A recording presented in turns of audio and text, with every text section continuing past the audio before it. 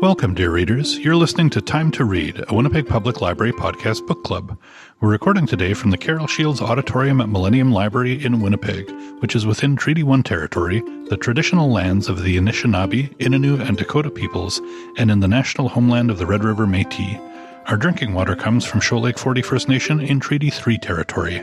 In this episode, we will be discussing This Is How You Lose the Time War by Amal El-Mohtar and Max Gladstone. I'm Dennis from the Idea Mill, and if I'm traveling through time, it's to try to stop the Big Bang before it starts. Across the table from me is... I'm Toby. I'm an outreach librarian based out of here at Millennium Library, as the prophets say. And across the table from me is... Hi there. Hello. I'm Trevor from the Louis Riel Library, and I'm just happy to be here. P.S. I'm not actually here. P.P.S. or am I?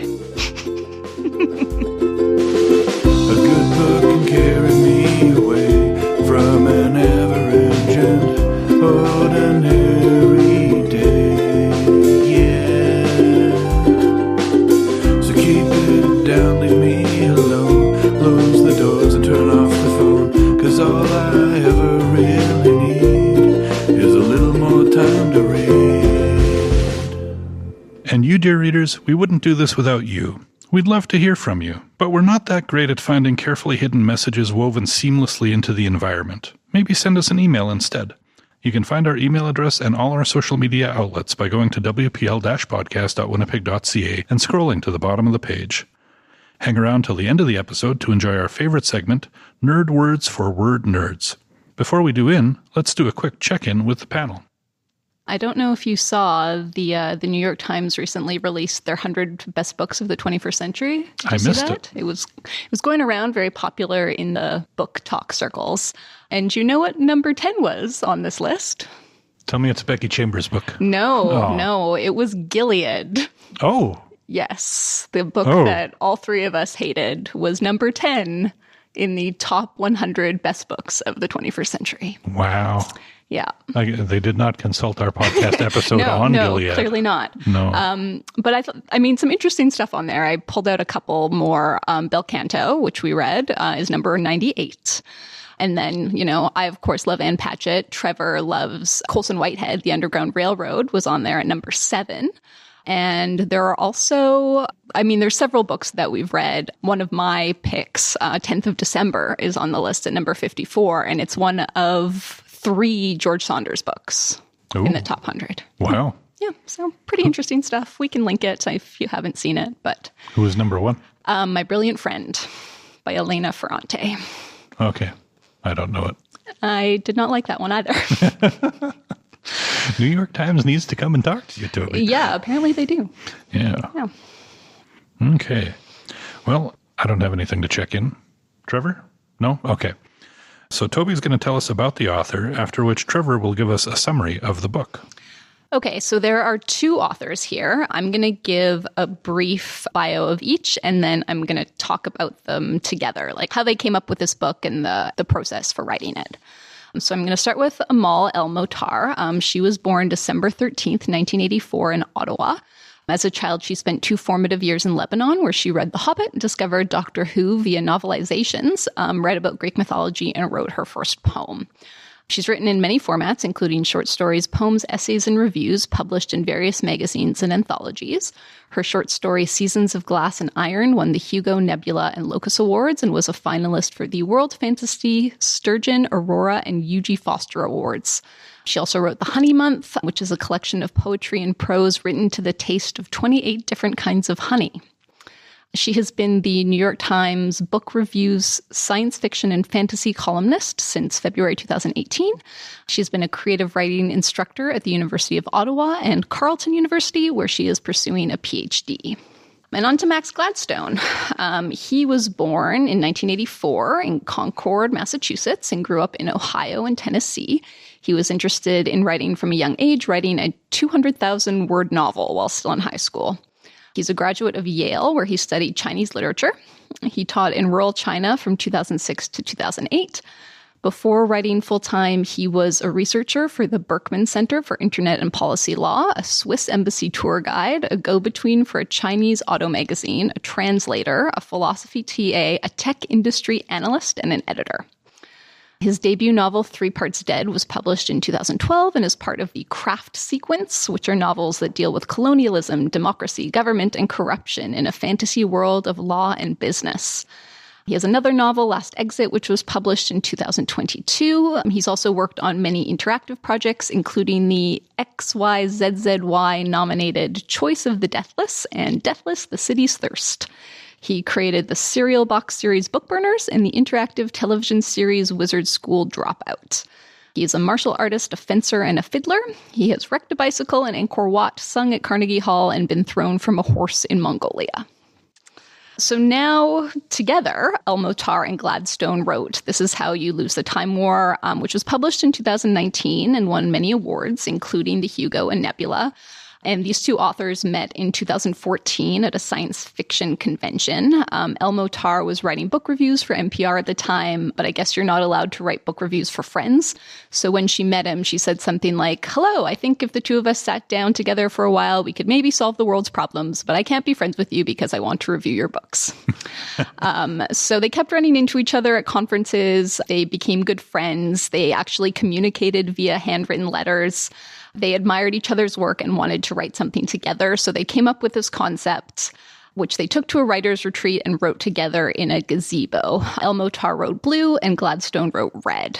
So one of them would write the letter and then the other would write the scene in which the letter was received.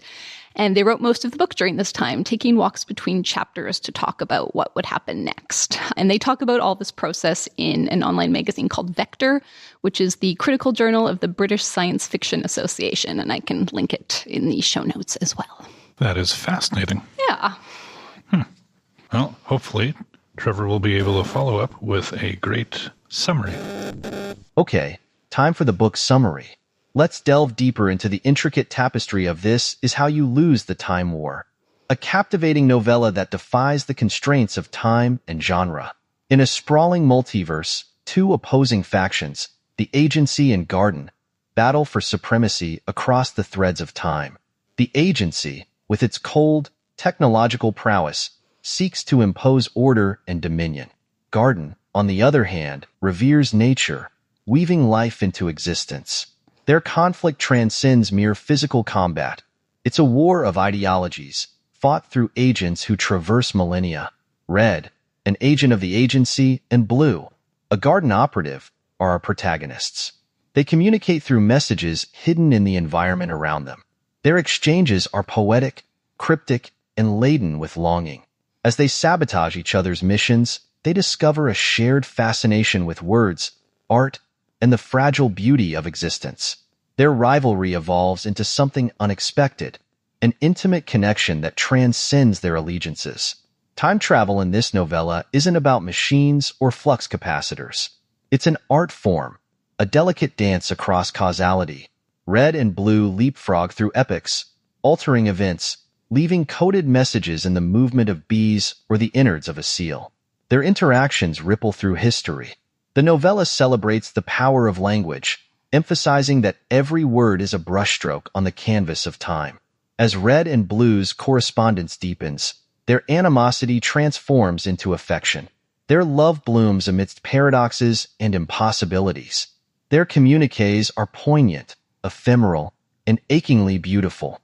Their love defies the war, but can it alter the course of time itself? Without revealing too much, the novella hurtles toward a climactic confrontation. Red and Blue face a choice: loyalty to their factions or surrender to love.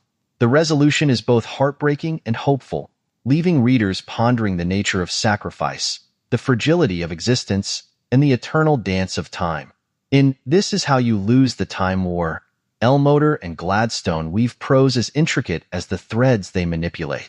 It's a love story wrapped in cosmic battles, a meditation on existence, and a celebration of the human spirit across millennia. That was very beautiful, Trevor. Very articulate. Yes. All right, so how'd you guys find it? You know, I found this novella fascinating and multi-layered, but I'm still processing how I feel about it. and I'm not sure I can really articulate my thoughts.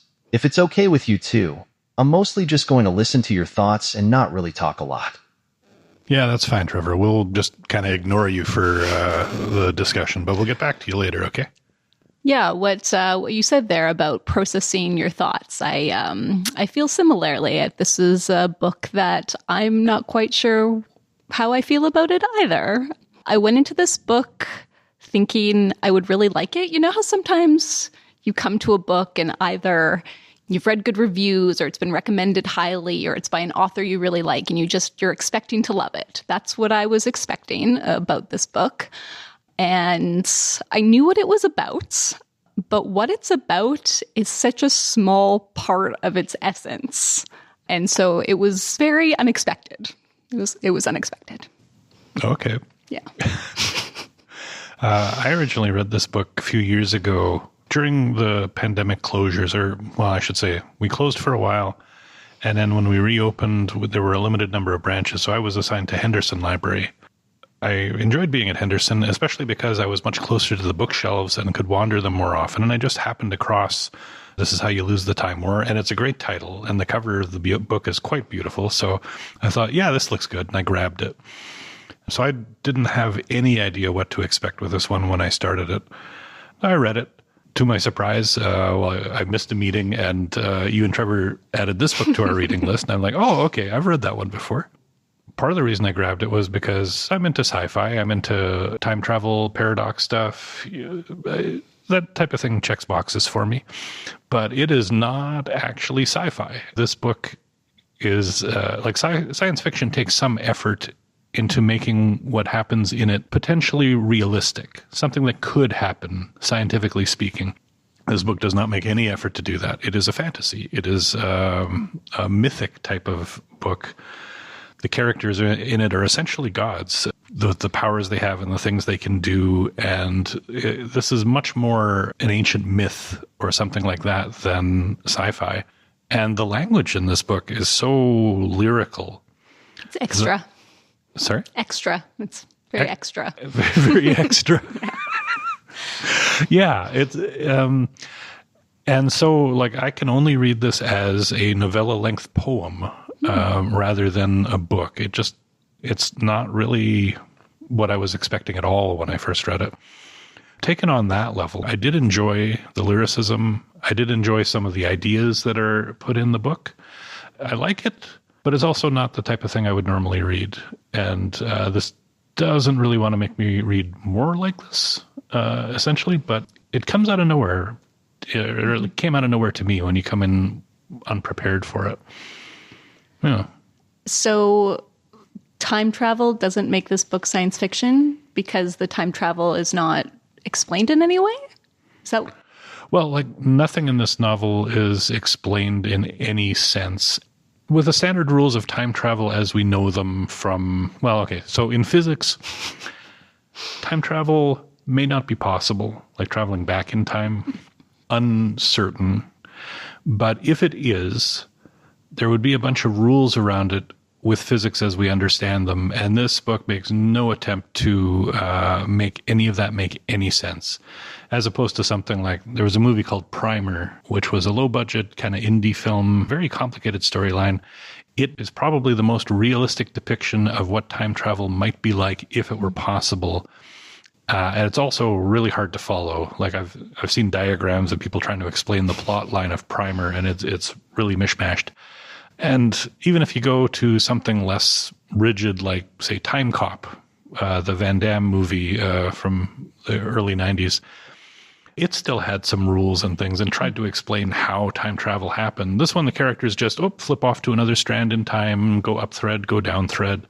You know, it talks about these things and it's coded in sci-fi, but it's just fantasy. And I say just, I don't mean that to diminish fantasy. Does that bug you? Like, do you feel like you were tricked? No. Okay. No. And I shouldn't make it sound like that. Okay. I don't mind when sci-fi-ish stuff isn't really sci-fi, but I do like to make the distinction. Maybe it's a pointless distinction. Yeah, I mean, this whole This whole book is very confusing, not just the fact that there's no explanation of how they are time traveling, but there's no explanations and there's no exposition for anything. You know, it's all showing rather than telling. And I did struggle with that. It took me a long time to accept that I was confused and to be okay with it. I did... after I finished it, I started reading it again. I got about 2/3 of the way through on my second reading, and I slowed down quite a lot. And with all the knowledge I had from my first reading, I understood it more. But yeah, it's so wordy, it's so lyrical, it's so complex. It's almost a chore to read. What's interesting, too, like I read some reviews where people were saying the same thing. It took a lot of concentration and effort to kind of go through it. I think this is kind of I'll call it a trap. It's not really a trap, but like, because it seems like sci-fi at first, and because there are so many references and words and suggestions, because these authors are familiar with the tropes of sci-fi and with a lot of concepts that they slip in just little references to all over the place. But because of all that, a certain type of thinking when you're reading it makes you want to figure out exactly what's going on with all the elements of the plot. But that's a trap. That stuff doesn't matter. Yeah, it's true. Almost none of the exposition, like nothing about the planets they're on or the various sections of history or how many times Atlantis was up and down, matters in the slightest. This is a pure romantic poem. It's girl meets girl, girl falls in love with girl is ordered to kill girl to prove loyalty to her faction, girl sets a trap but warns girl not to take it, girl takes it anyway so the girl doesn't get found out, girl dies. Girl traverses the beginning to end of time in the universe in order to collect small pieces of girl so that they can sneak into girl's birth and give her, So it's just like a very... Yeah, and I mean, I get that those plot points in that narrative, like, they're secondary to the love story that's happening here. But if you do know them, like, like a poem, you can enjoy just reading it. But if you do a close reading and you're like, oh, this is a reference to Ozymandias, and this is a reference to Romeo and Juliet, and this is a reference to Greek mythology, like it enhances your reading experience and makes it richer. And then you can start thinking about the themes and... Well, and yeah, if you read like that, I didn't read like that. Yeah, well, on my second read, I did. And I was like, what is this? And I Googled it. And I'm like, oh, that's Jabberwocky, like a famous gibberish poem. And that's, referring to this Greek myth. And I did get more out of it, but it was laborious. Yeah. If you would read that way, it would be. I mean, the second time I read it through in the usual rush on the weekend. Like I finished it yesterday for the second time. Yeah, typical of me. I'm terrible with that. But my first read through was slower because I wasn't in a rush and and I found that a relaxing read because the language is quite beautiful. And if you want to think about it in the plot points and things, you can draw a lot out of the light descriptions that they give of things. How did you find the descriptions in the book? Are you a visual reader? Somewhat. You really have to be with this. I mean, with all the different synonyms they have for the colors. And I mean, the descriptions are very lush. And I think I experienced them maybe more than I would in another type of ordinary or more typical fiction, I guess. Yeah. So did you have like an image of red or blue in your mind? No. Yeah. I mean, there would be moments where I would, they say, oh, they fold their armor back into herself, or like, she pops out her eye socket. So I kind of pictured them as almost cyborgs, but that's more red with blue coming from a more organic biological future. I couldn't quite place her. Yeah. I'm not good at visualizing at the best of times when I'm reading. And with something like this, there's just no way for me to do it. It was because everything was such a grand, sweeping kind of description, but also just little bits. Like you read a little bit about one of their eyes or the way that they hold themselves or something like that. It's just suggestions of imagery that you can make any way you want, I guess. But because it's so loose, I don't even try. Yeah, and I think like they also changed their shape too, when 'cause they sometimes they were could be meshed animals. and they were or when they were animals. So yeah, it's a tricky book to hold in your mind's eye because there's the descriptions, there's the characters, there's the time travel, there's this idea of the braid, a lot of very complex things going on. Yeah, the whole concept of the braid and like there are strands and they can be wound together into a braid, and it almost sounds like you're making a rope or a tapestry. Yeah. I think I kind of envisioned it essentially as a tapestry, and like both sides are trying to create a tapestry in the image they want, and they do that by modifying the threads of time itself instead, which is again kind of a soft poetic way of describing something that is in another sense supposed to be like this big physics temporal type of yeah, well, it's effect. also like it's very feminine, this idea of weaving and a braid, and this whole book. I mean, it's very feminist, which is something I, of course, appreciate about it. Like every main character is female. Yeah. And I'm a little worried when I look at an author picture and it's a white dude holding a sword. But I did not have to worry. No. But also, like, go into the romance. It's a romance where I think there were like 2 or 3 spots where they saw each other across a battlefield or like in the midst of the swamp or something like that. And that's like the entirety of their contact aside from the messages. Yes. Yeah. There's part of me that wants to like poo-poo that, but also I have to admit, when I was younger, like in my 20s, I had a friend who went off and moved to Nova Scotia for school, and he made friends there. And one day I got an email from one of his friends who introduced herself to me with a bit of teasing and such, and said that our mutual friend had told her about me, and she thought maybe she'd like to get to know me. And we exchanged emails, and this is like early 90s, so, not a lot of dating sites or anything like that online. I actually got pretty interested in her, enough so that I actually took a trip to Nova Scotia, ostensibly to visit my friend, but actually to visit his friend, who became my friend. So I know this happens. I know you can definitely work yourself up just from communications, because we didn't talk or exchange pictures or anything. We just emailed. But it's still like, that's me when I was in my 20s. These beings are like old. Eternal, perhaps. Yeah. Yeah. Like they've been around a long time, and it's still like that was enough to fire the love, the romance, the passion. Yeah. I mean, I think they're fundamentally lonely people, or cyborgs or whatever they are. I mean, I think it's one of them at one point refers to having a very lonely teenager or something, and like going off and worrying sort of the other cyborgs around her. And I imagine in this world, you don't have friends, you don't have family, your work is your whole life. And when you meet someone who is in the same field, but on the opposite side, it's very special, like their love does escalate very quickly and becomes extremely melodramatic.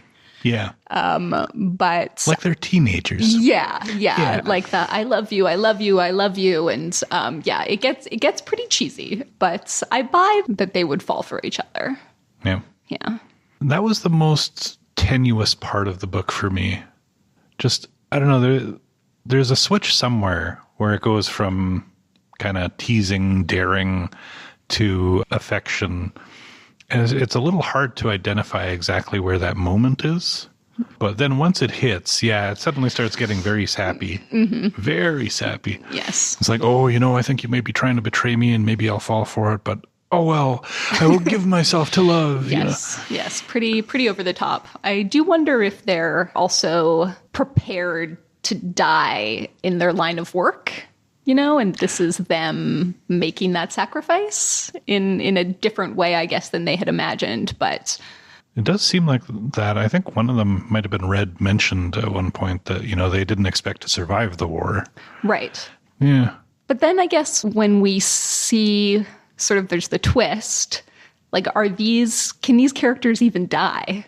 Well, that's super unclear, right? It is, yeah. At one point, I think Red is describing how her people are essentially disembodied consciousnesses that like live in pods, I guess, and are essentially mental energy. But you can be decanted into a body and do stuff. But that's a little weird in that culture. But isn't that what she is as an agent? Well, yeah, but there's the thing. Like when she was 13, she decanted herself and went off to be on the side.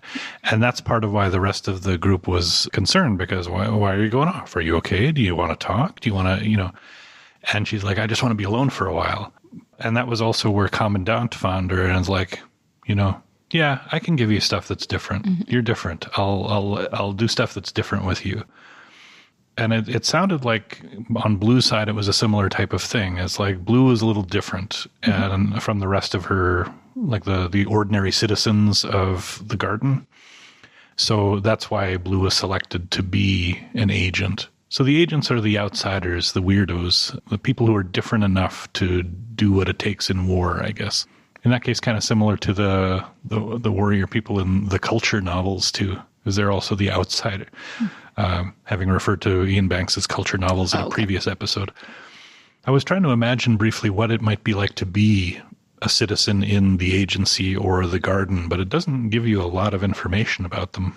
No. I mean, in terms of sort of their end goals, I like gardens better just because I like the idea of a more environmental green future, but they're kind of interchangeable. And I felt like Red and Blue were interchangeable too. I couldn't tell there were two different authors writing these letters. I agree. Yeah. They were both similar enough in style that really it could have been a single author writing them. Yeah. In terms of how the societies that were, I mean, I think Red described basically a society in which all your needs are met. Mm-hmm. And you don't get sick or anything. They've got ways to protect you from pretty much any illness and death. No hunger. Yeah, you don't hunger. You don't have to sleep. Yeah. You're like a being of pure consciousness, essentially. And Garden also has all these different ways they can heal you and take care of you. So you don't want for anything. You don't hurt. So really, either one seems like would be fine to be a citizen of. Yeah, I mean, it's so far from anything that we know in our reality that, like, who are we to judge? Yeah. Yeah. Well, and again, that's where it takes on kind of this mythic thing. It's kind of like one heaven versus another heaven. For sure, yeah. And the warriors fighting in between. Nobody really knows that it's happening. What did you think about the Seeker? I found that so confusing the first time I read through. Okay. It's just like you're reading along and then it mentions the Seeker comes through and takes this and it's like, the what? Mm-hmm. Why did you just introduce that with like no explanation at all? Well, that's this whole book. No explanation. Yeah, no explanation at all. But just all of a sudden there's a Seeker and you have no idea what they're doing. And then, they become aware of the Seeker, or at least Red does. I don't think there were any instances of Blue being aware of the Seeker. I don't think so. Yeah, so all of a sudden Red's aware that there's a Seeker and they're trying to figure out what the Seeker is doing. Although sometimes the Seeker shows up like years later to pick something up. And then battles with the Seeker at one point. Yeah. And it's only at the end, or close to the end, where we find out who the Seeker is. Mm-hmm. Yeah. So... It's Red, right? Yeah. Yeah, like, it's Red the whole time. All right. I wasn't sure. Another thing about this novel, I was like, oh, is that? Yeah, okay. Red was the Seeker all along? Okay. Yeah, well, because here's the thing. Like, the whole time the Seeker is grabbing things like the ashes from something that they burned up or the bones that Red had been reading a letter through or something. Like, it's always picking up the detritus, the remains of what was part of the communication between the two. Was Red doing that to somehow have remains of Blue in her body so she could go to Garden? Yeah. Yeah, okay. Yeah, that was the whole point, it looked like, because Blue had told that story about how the only way to get through deep cover operatives was to be of the Garden. Right, yeah. Because the Garden would find you out if you weren't. Yes. So those were the only contacts that Red had with Blue. It was whatever, like, skin cells or whatever were left over on whatever message they had given. It was the only bit of blue that they had. So they had to collect all of that. And again, this is where it's magic instead of sci-fi, because that doesn't make any sense from a sci-fi perspective. There's just not enough there, you know. But from a romantic perspective, it's like, yeah, I want every part of you that I can have inside me so that I can go to you, you know. Yeah, it's like what do they call it? Code switching, when you use language, but it's in a way that only is understandable to people who understand the same code. Yeah. Yeah. This is poetic code switching with sci-fi, like, you know. It's confusing. There's a lot going on here. And a lot of the reviews and people who talk about this book are like, oh, it's really short. You can listen to it in, you know, a couple hours. You can read it in a day. But I feel like that does a disservice to it, because I read it fairly quickly the first time and I missed so much. Yeah.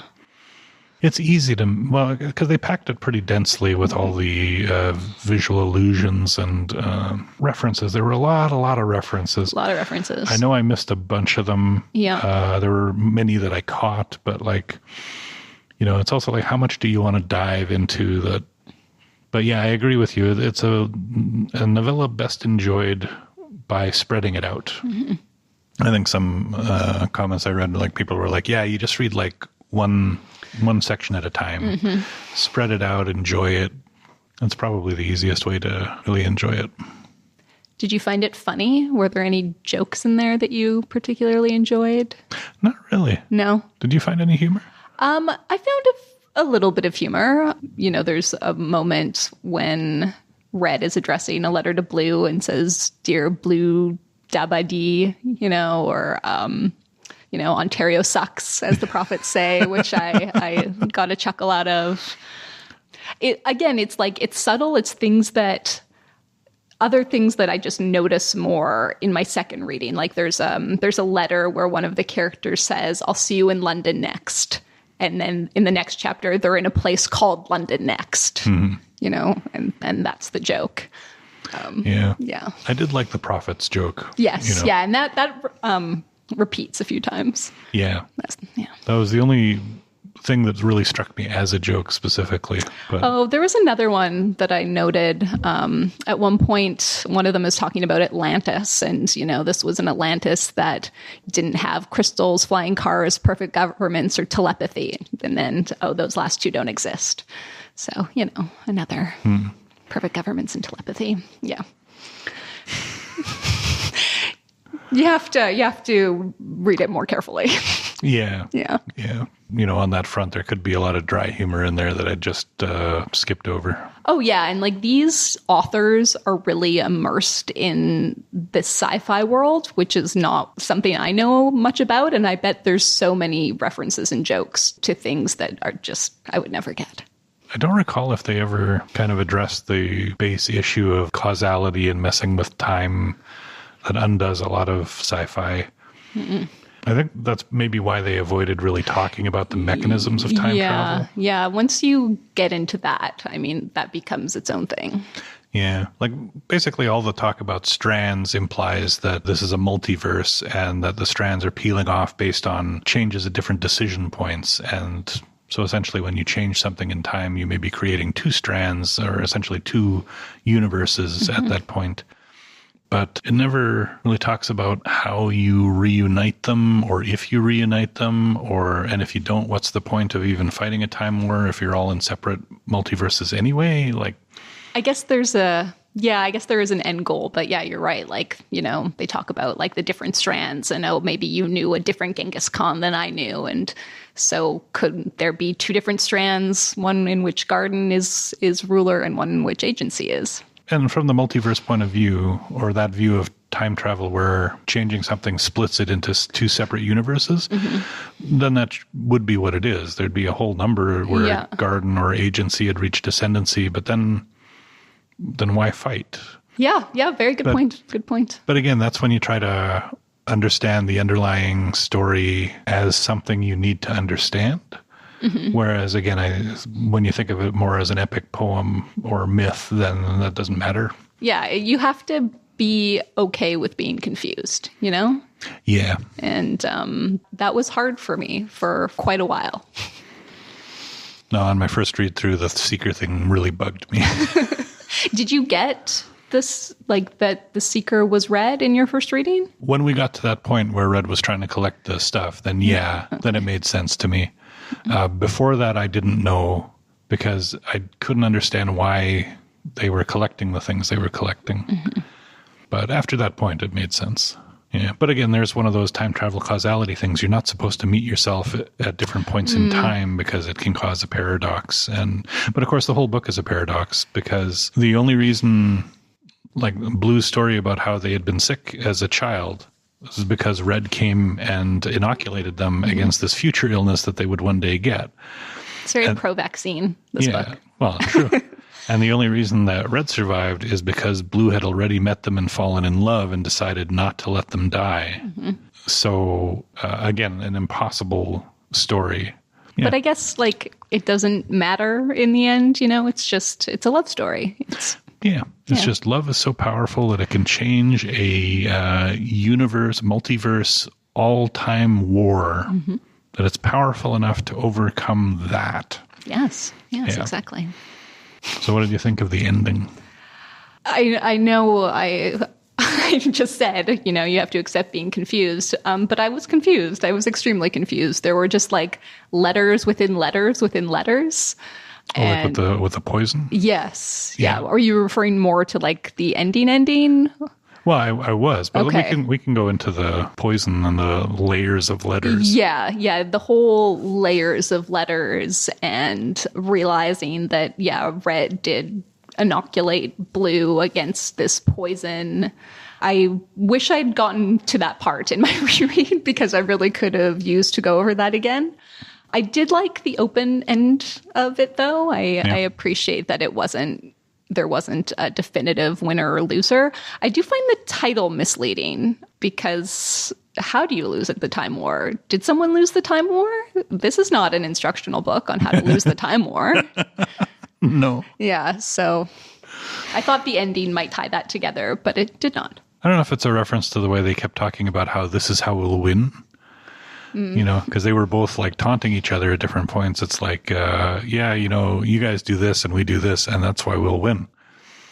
And they kept doing that back and forth to each other. But in the end, if they're not staying loyal to their sides, if they are no longer working towards their side's victory, because their side's victory means the other's death, then what happens?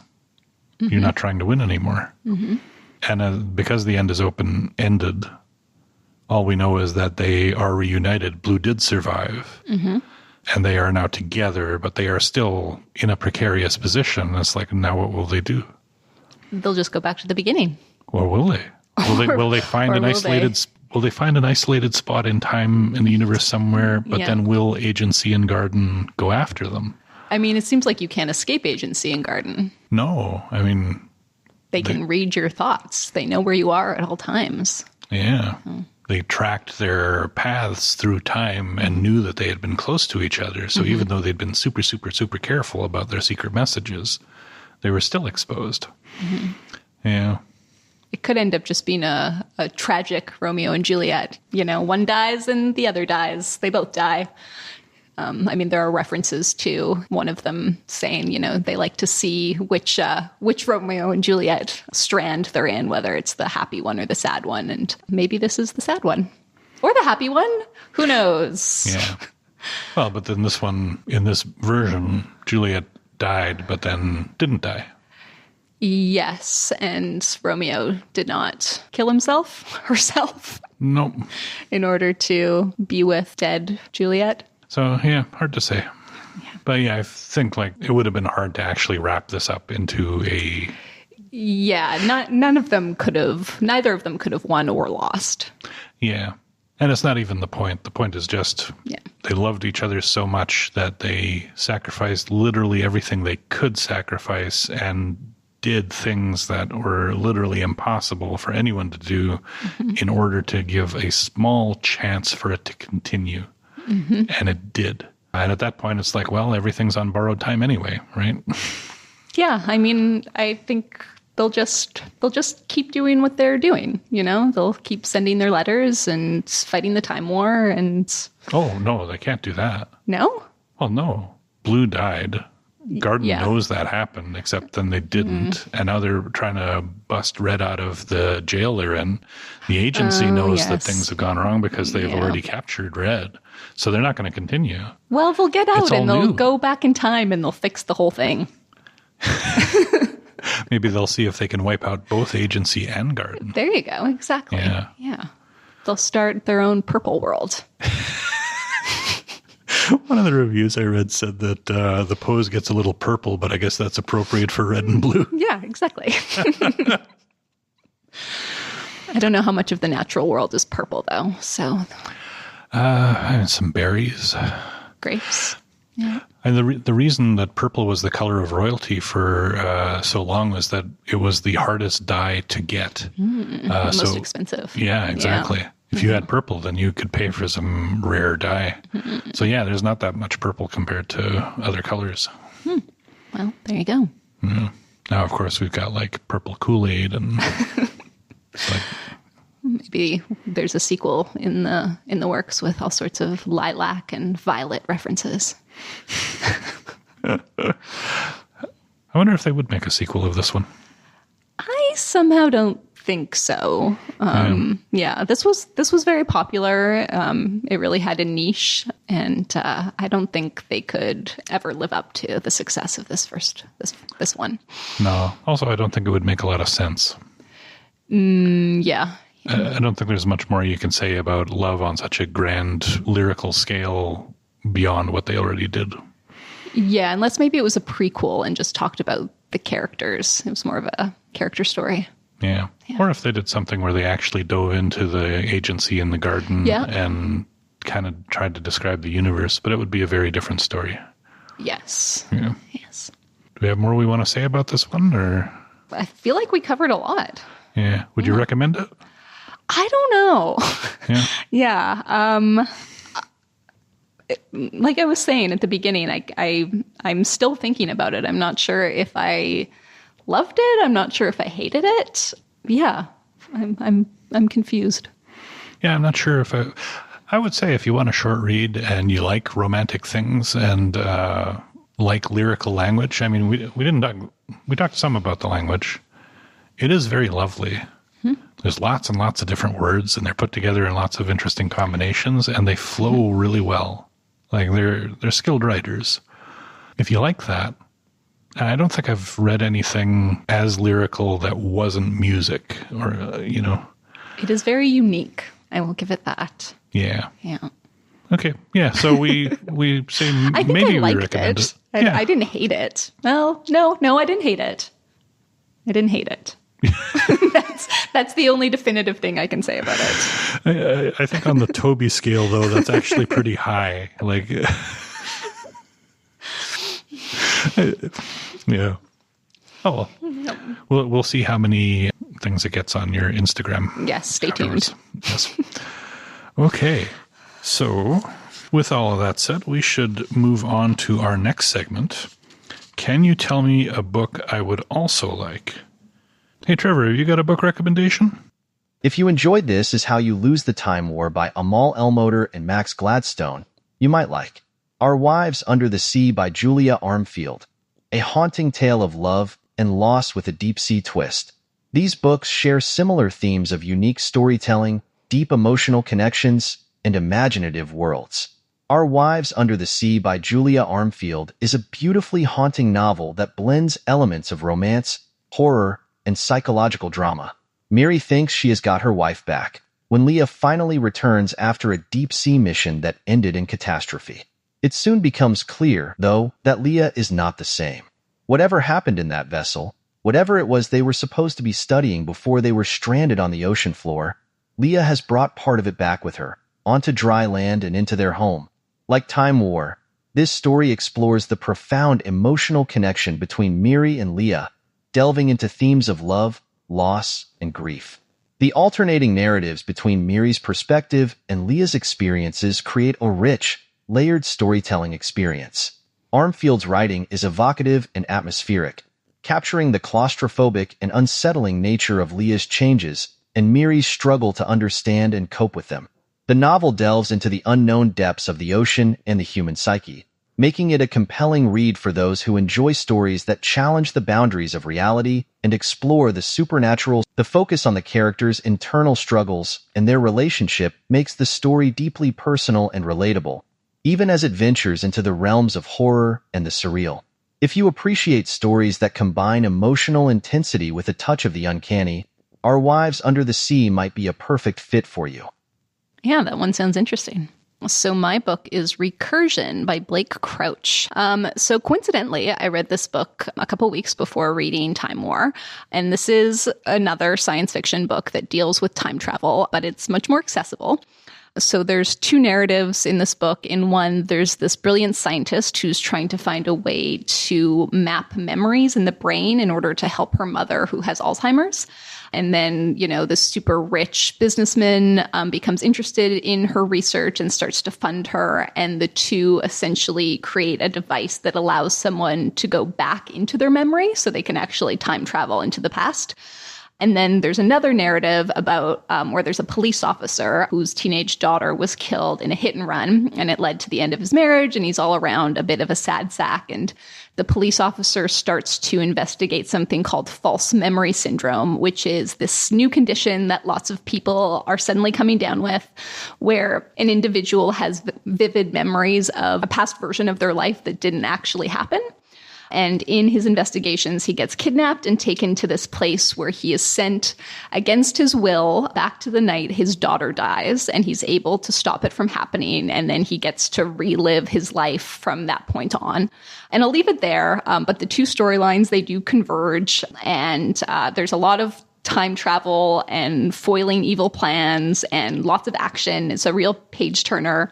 It still made me scratch my head a bit, not to nearly the same extent as Time War. The time travel in this one is well explained and kind of makes sense. But yeah, it surprised me. I was surprised by how much I liked that one. It was Recursion by Blake Crouch. That sounds very interesting. Yeah, I think you would like it. It sounds like something I might go for. Yeah. I'm going to have to make a note. So I'm going to cheat and recommend a book we've read on the podcast before, The Long Way to a Small Angry Planet by Becky Chambers. This book follows the crew of the Wayfarer, a spaceship with a diverse crew of various species on a long journey. Like Time War, Long Way is driven by the characters and their interactions. It's not as lyrical and poetic as Time War, but the writing is excellent and draws you in. The universe of the novel is vast and interesting. I think it's more personal than Time War, more intimate, definitely less of an epic cosmic scale. But yeah, and I mean, I'll recommend Becky Chambers as often as I can because she's just awesome. Okay, so now for everyone's favorite segment, it's Nerd Words for Word Nerds, wherein our carefully curated panel will share a carefully curated word or phrase. So, who has a word for us? Oh, Trevor, you look like you got something there. My nerd word for this month is metonymy, spelled metonymy. Metonymy is a figure of speech where a word or phrase is substituted with another that is closely related to it. For example, using the crown to refer to a monarchy or Hollywood to represent the American film industry. This linguistic tool allows for more vivid and imaginative expressions, making language richer and more engaging. The term itself originates from the Greek word metonymia, which means change of name. Red and Blue used metonymy in their communications to try to avoid detection by avoiding using their names and instead using a variety of pet names that had a red or blue color component.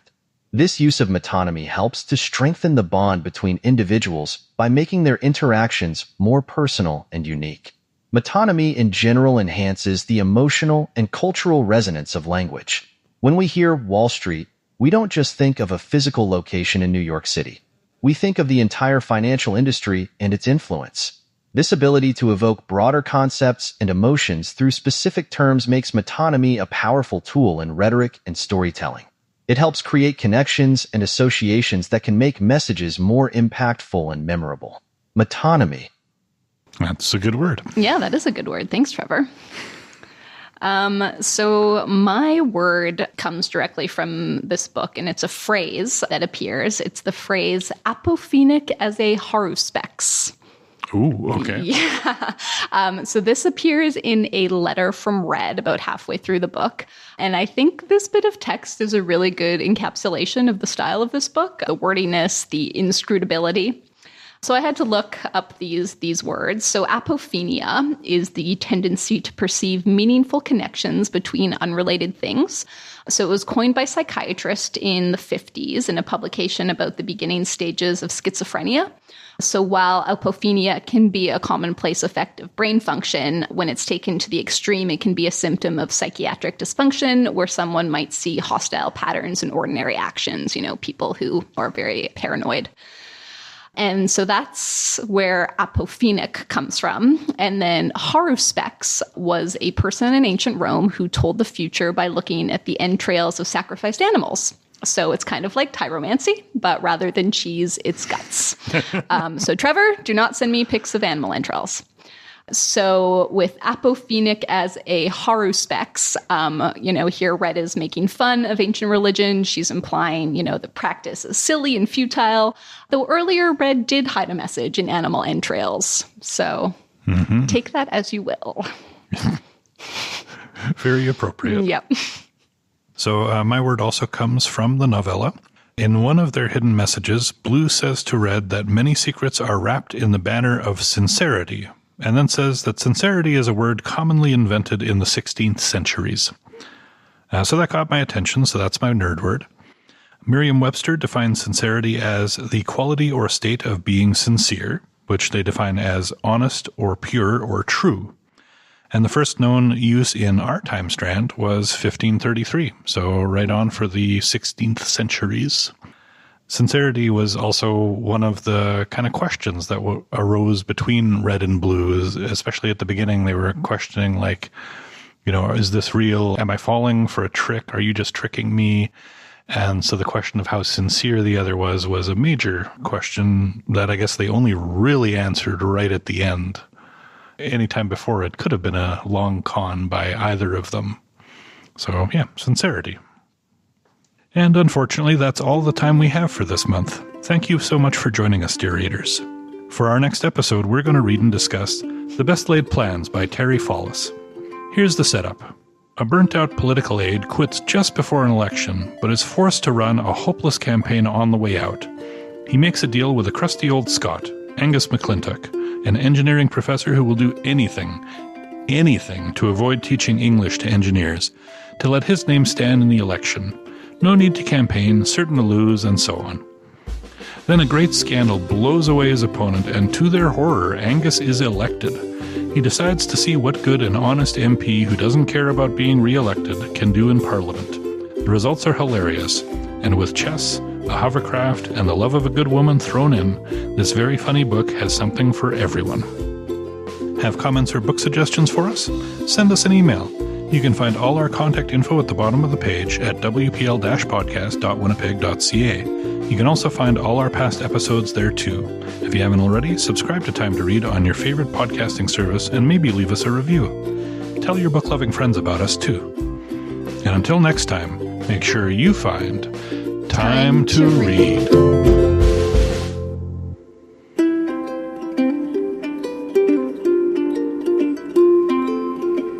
All I need is time to read. All I need is time to read. All I need is time to read. All I ever really need is a little more time to read.